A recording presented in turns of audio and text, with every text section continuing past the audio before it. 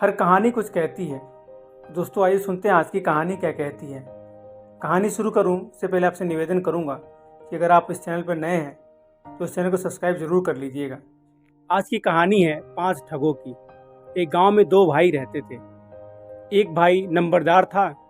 एक दिन नंबरदार ने अपने भाई से कहा, भैया आज मैं नंबरदारी के लिए जाऊंगा और एक भैंस भी खरीद लाऊंगा।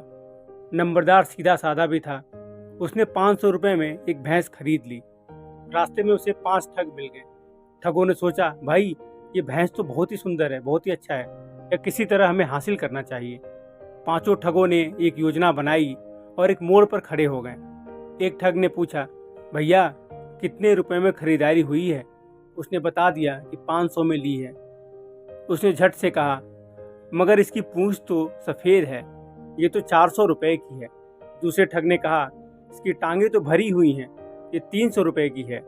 फिर तीसरे ने कहा, इसका माथा भी सफ़ेद है, ये तो 200 रुपये की है।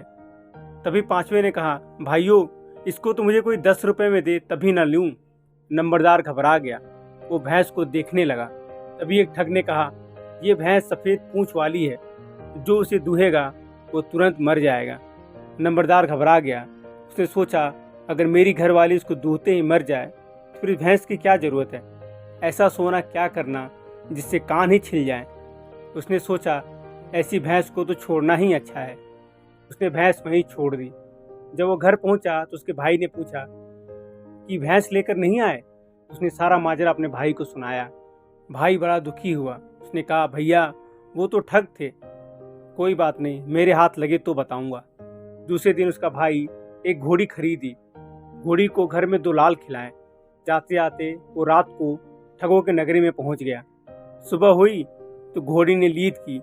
लीद में 2 लाल निकले। एक ठग ने देखा कि ये घोड़ी तो लीद में लाल निकाल रही है, ये खरीदनी चाहिए।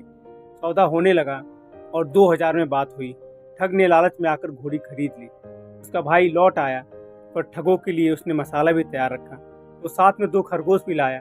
एक खरगोश उसने अपने साथ रखा और एक खरगोश अपने घर में रखा। और उसने अपने पत्नी से कहा कि अगर कोई मुझे पूछने आए तो कहना बैठिए, और इस खरगोश से कहना कि जा उनको बुला ला, फिर मैं भी आ जाऊंगा। वो ठग ढूंढते ढूंढते उसके घर पहुंचे। उसके घरवाली ने वैसा ही किया। खरगोश को उसने कहा कि बताओ उन्हें मेहमान आए हैं। थोड़ी देर में वो भी पहुंच गया। ठगों को ये बड़ा अच्छा लगा। उन्होंने सोचा कि खरगोश तो बड़े काम के हैं। उन्होंने पूछा, भाई खरगोश बेचोगे? भाई ने कहा कि खरगोश तो बड़े काम के हैं, सारा घर का काम इन्होंने ही संभाला हुआ है, हम अकेले रहते हैं तो यही घर संभालते हैं। ठगों ने बड़ा आग्रह किया कि तुझे पैसे दे रहे हैं, खरगोश क्यों नहीं बेच रहा है? उसने कहा, 1000 से कम नहीं लूंगा। ठगों ने खरगोश खरीद लिए। रास्ते में ठग ने कहा, भाई खरगोश घर जाओ, कह दो रोटी तैयार रखें, हम पहुंच रहे हैं। उन्होंने खरगोश छोड़ दिया। खरगोश उछलता कूदता झाड़ियों में जाकर छिप गया। जब वो घर पहुंचे तो खाना वगैरह कुछ भी नहीं बना था। उसने अपने पत्नी से कहा कि आपको संदेश भेजा था खरगोश के साथ, वो कहाँ है? पर खरगोश का तो कहीं पता नहीं था। ठग मन महसूस कर रह गया। उसने सोचा, उस नंबरदार के भाई को तो मैं छोड़ूंगा नहीं। नंबरदार के भाई को पता था कि ठग फिर से आएंगे। उसने अपने घरवाली को समझाया कि जैसे ही ठग घर पहुंचे तुम उनसे लड़ने लग जाना। उसने अपने घरवाली के गले में एक खून की पोटली बांध दी। जब ठग घर आए तो उसकी घरवाली लड़ने लग पड़ी। उसने अपनी पत्नी को चाय पानी बनाने के लिए कहा कि मित्र आए हैं। वो और गर्म हो गई। अब गालियों की बौछार होने लगी। ज़्यादा गाली गलौज हुआ तो उसने तलवार निकाली और उसके गले में बंधी खून की पोटली पर दे मारी। बस गले से खून ही खून निकलने लगा। वो गिर गई। ठग ने सोचा, ये तो मर गई। उसने फिर चादर उसके ऊपर डाल दिया और वो तलवार हाथ में लिए मंत्र बोलने लगा। ठग घबराया हुआ खड़ा था।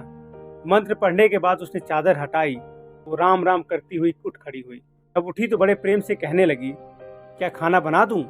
हाँ हाँ खाना बनाओ, हिम्मत आए हैं, भूखे हैं। ठग ने सोचा, ये तो कोई करामाती तलवार है, जरूर हासिल करनी चाहिए। ठग ने कहा, भैया ये तलवार आपसे लेनी थी। कि घरवाली भी कभी कभी ऐसा ही नखरा करती है, उसके लिए ऐसी चीज़ घर में होना जरूरी है। तलवार का सौदा 2000 में तय हुआ। तलवार लेकर ठग घर आ पहुंचा। घर आते ही उसने कहा, भाग्यवान जल्दी से जल्दी खाना तैयार कर मेरे पास ले आओ, नहीं तो मैं तुम्हें तलवार से काट डालूंगा। उसकी पत्नी ने बड़े सहज भाव में कहा, फिर तुझे बड़ा सुख होगा पापी, उसने जवाब सुनते ही अपने घरवाली का गर्दन धड़ से अलग कर दिया। उसके ऊपर झट से सफ़ेद चादर ढका और मंत्र पढ़ने लगा। उसने बहुत सारे मंत्र पढ़े लेकिन उसकी बीवी नहीं उठी। उसने दूसरे ठग को कहा, तू भी आजमा के देख, क्या पता वो जी उठे। दूसरे ठग ने भी अपने घरवाली के गर्दन काट डाले। मंत्र पढ़ा गया लेकिन वो भी नहीं उठी। इस तरह पांचों ठगों ने बारी बारी से अपने घरवाली को मार दिया तो कोई भी जिंदा ना हो सके। उन्हें शक हो गया कि उन्हें ठगा गया है। उन्होंने कहा कि हम उसे भी जिंदा नहीं छोड़ेंगे। नंबरदार के भाई को पता था कि कुछ ना कुछ चक्कर अवश्य पड़ेगा। उसने अपने घरवाली को कहा कि यदि ठग आए कहना वो तो मर गए, देखो अब तो कोने से दुर्गंध भी आ रही है। अगले दिन ठग उसके घर आ पहुंचे। घरवाली ने वैसा ही कहा। एक ठग कोने में गया तो उसने उसकी नाक काट ली। नाक ढके हुए वापस आ गया। हाँ भाई, बड़ी दुर्गंध है। उसने शर्म के मारे दूसरे को नहीं बताया। दूसरा ठग गया तो उसकी भी नाक कट गई, वो भी नाक ढके बाहर आया। इस तरह पांचों ठग अपने नाक कटवा बैठे। वो अपने ठगी पर विचार करने लगे कि यदि ठगी न की होती तो नकटे न बनते। कहते हैं दोस्तों कि अगर आप किसी को ठगोगे तो आपको भी किसी न किसी दिन कोई ठग जरूर मिलेगा। दोस्तों आशा करता हूँ आपको वीडियो पसंद आई होगी। अगर पसंद आई है तो वीडियो को लाइक कीजिएगा, दोस्तों के साथ शेयर जरूर कीजिएगा और भी कहानियों के लिए इस चैनल को सब्सक्राइब कीजिएगा। मिलता हूँ अगले वीडियो में, तब तक के लिए राधे राधे।